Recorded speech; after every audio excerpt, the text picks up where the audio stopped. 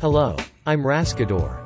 Today, I turned on the camera to see the newly released Kona 2nd Generation 1.6 gasoline turbo 2WD vehicle with you. First, it's the Hyundai Smart Key. It is a smart key with Hyundai emblem design. These days, Hyundai's compact cars also start automatically. This feature is very convenient in winter. Looking at the exterior of this vehicle, you can see that a single LED DRL is applied like the recently released Grandeur. And like the identity of the first generation Kona, a design that seems to be wearing armor was applied. The second generation General model and the N-Line model have a slightly different bumper design, but we will talk about it again when we test drive the N-Line separately. In the case of the N-Line, the overall length is slightly longer and a dedicated 19-inch wheel tire is applied. Looking at the side view, it reminds me a little of Tucson. And when I look at this part, I feel a little like the Nexo. Looking at the character line, there is also a feeling like Tucson or Avante. And if you look at the chrome molding, if you start here and go up, the brake light is only in the center. Since the N-Line model shows an aggressive design with one more spoiler added to it, it seems that young people will prefer the N-Line.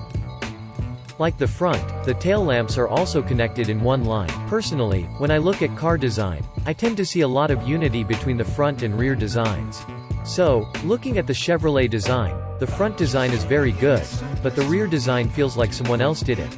In fact, there is only one director in car design, but there are separate front, rear and door designers. Anyway, Chevrolet has no design uniformity, but this vehicle has good front and rear design uniformity. This is where the Kona logo is located. The emblem is very thin, but I wonder what it would have been like to put it inside like Stereo. Or I think it would be nice to put it here like a Tucson. And another question is that these days, Hyundai and Kia cars use a lot of hidden wipers that come out from the inside. However, this vehicle is not a hidden wiper. Perhaps this part was designed to be thin, so the wiper was inevitably located here. If this is the case, wouldn't it be better to make a duct here and remove the wiper entirely? The wipers are a little disappointing for a vehicle released in 2023.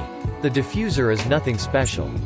However, the 1.6 gasoline turbo model is a powertrain that entered the N-Line in the first generation, but from the second generation, the 1.6 gasoline turbo is applied as standard. So, when the car is running, it is characterized by a slightly louder exhaust sound than expected.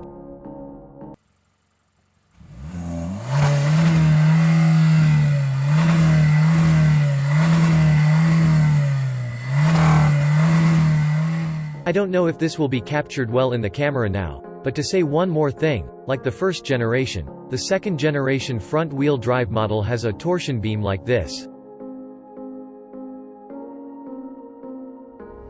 And adding 2.05 million won features the option to add four-wheel drive and rear-wheel multi-link suspension. However, the 2.0 gasoline model can only select 2WD, and the rear-wheel drive model cannot be selected. The overall design has changed a lot.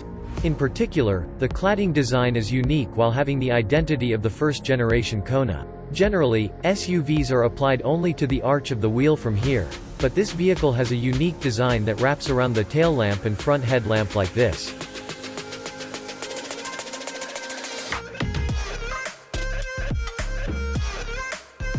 And it seems that the Hyundai Motor Company logo is also attached. But if the logo was put inside the bonnet and made smooth, it would have been fresher and more future-oriented. If there's one more special thing, it's here. It's an internal combustion engine, not an electric car, but this part opens. An active shutter grille is applied that opens when the engine heat is high even when not driving and closes when it is overcooled. When you go inside, the design is not reminiscent of the first generation Kona. If you look here, you can see why the price of the car is high because the memory seat is included. There are many convenient specifications, but if you look at the steering wheel, it is two-tone. The interior is beige, but it has a white steering wheel in a compact SUV, so it feels very luxurious. However, this part is a bit disappointing. If it's a very luxurious car, all of these parts should be finished in white and these parts should also be wrapped in leather. However, I understand because this vehicle is a two-wheel drive full option model and the price is about 34 million won. It's a bit disappointing though. Like the Grandeur, the gear transmission is used by turning it like this. And parking is applied with an electronic gear shifter that can be operated by pressing here. So this part is very wide. It's widened to the point where it's unclear how to use it. Now let's take a closer look at each one. First, if you look at the infotainment, it shows the same appearance as the Grandeur. In fact, the core of this new Kona is this instrument panel and infotainment system. The CCNC, which has been upgraded from the CCNI applied to the existing Genesis, is applied to the Grandeur for the first time, and it can be said to be Hyundai Motor Company's next-generation infotainment system. However, this time it was also applied to Kona. In other words, Hyundai's flagship function was applied to Kona. The instrument panel is as simple as the Grandeur. So when you look at the instrument panel, there's very little you can do besides trim, air pressure, etc.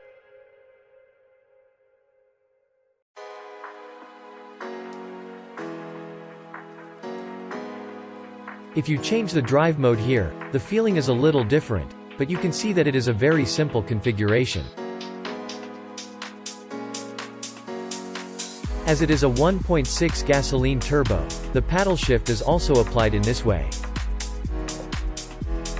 And a 12.25-inch instrument panel and 12.25-inch infotainment are applied.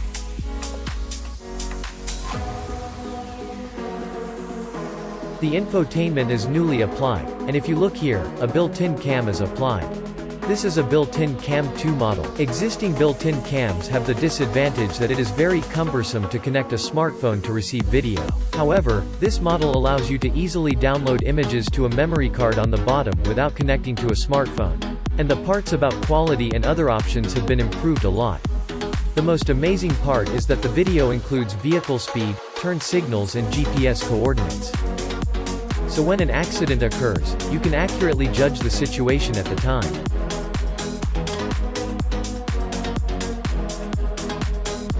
I thought it was okay not to add an option up to the built-in Cam 1, but I think this is essential. In addition, you can easily pay tolls or other payments by linking with Hyundai CarPay. If you do not want to link, you can use it by inserting your card here as usual. This is one of my favorite parts of the new Kona. In general, small SUVs use a lot of black high gloss in this part, because the unit price of the material is very cheap. However, Hyundai Motor Company rarely used high gloss. Looking at the interior as a whole, there is no noticeable high gloss. Usually, the part that uses high gloss the most is the front center panel, and these buttons look quite luxurious. If you look closely here, the light comes in softly. You can see more clearly at night. If these parts are the same color, it may look a bit tacky, but it's similar, but it's more luxurious by using different materials and colors. On the other hand, this part has advantages and disadvantages. This is the first part used in Grandeur. Plug in the C-type cable and press here to charge, and press this to charge and connect to the vehicle.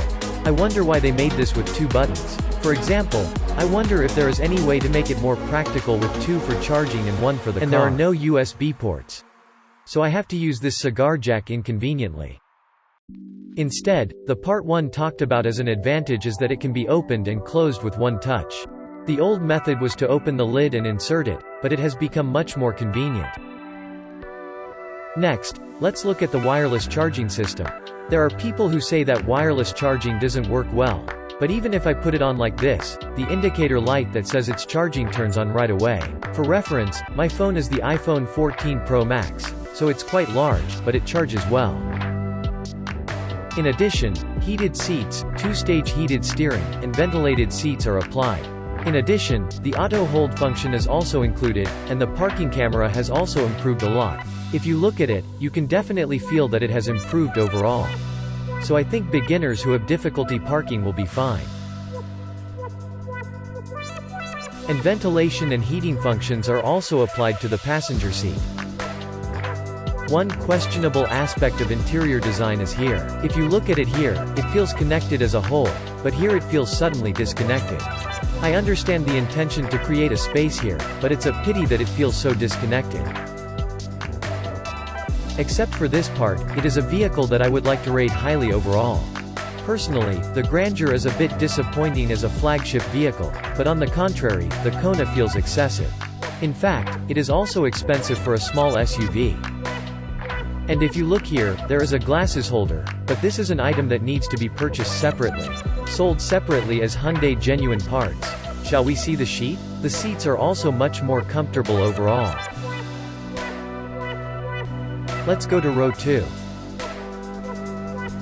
Move the first row seats forward with memory seats. The walk-in device function is applied to the passenger seat. You probably remember it as a function that was included in the Grandeur facelift. The zero-gravity feature will cause it to lean back further, but for the sake of time, we'll just look at that. There is a vent here. Why is it all for Type-C cables? No matter how much the iPhone is almost used as a C-type cable, it would be nice to make one for USB. I don't know why this part looks like this, but I wish there was a 220-volt version. Electric cars don't come with 220 volts? Another interesting thing is that there is no such thing in the front seat. It's a pity that I think left-right symmetry is important. And the heated seat can be up to 3 steps. Next, looking at the legroom, my height is about 170 centimeters, and the legroom is sufficient even when the driver's seat is set. Finally, let's look at the trunk. If you look down here, there is a trunk button. In fact, there was also a way to open the trunk by pressing it, but this vehicle did not use that method. Perhaps that type is expensive. Now, it may not be visible because there is a lot of luggage in the trunk, but the trunk space is said to have increased slightly compared to the first generation. It's called 700L, but each car company measures it differently. It is slightly different depending on how the 1L box is stacked, so it would be better to see it as a little bigger than the first generation rather than exactly 700L. And this vehicle is a 1.6 gasoline turbo 2WD model with combined fuel consumption of 12.2 km/liter and city fuel consumption of 10.38 km/liter. For this part, it would be helpful to check out the fuel economy test video on the way home from work. If you have any questions, please leave a comment. Please also, subscribe, and like. Thank you.